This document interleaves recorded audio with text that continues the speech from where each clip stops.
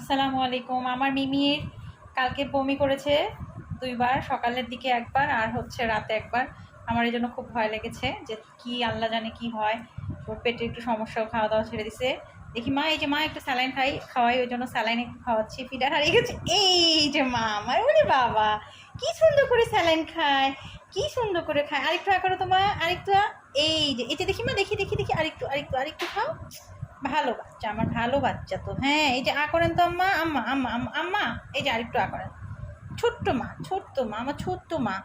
দেখি আ আ আ এই যে এই যে এই যে হ্যাঁ। ওরে বাবা অনেকখানি স্যালাইন খেয়েছো।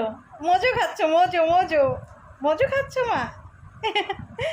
ওকে ঠকায় ঠকায় মজো খাওয়াচ্ছি না, স্যালাইন খাওয়াচ্ছি রে গাধা। তুই যে কি খাচ্ছিস সুস্থ হবে যেন, সেই জন্য স্যালাইন খাওয়াচ্ছি। অনেক গরম পড়ে গেছে, এক্সট্রাভাবে একটু বিড়ালদের যত্ন নিতে হয়। আল্লাদি খালি আল্লাদি করে। দোয়া রাখবেন সবাই, মাশাল্লাহ বলবেন, ভালো কিছু দেখলে আরও শরীরের জন্য দোয়া করবেন।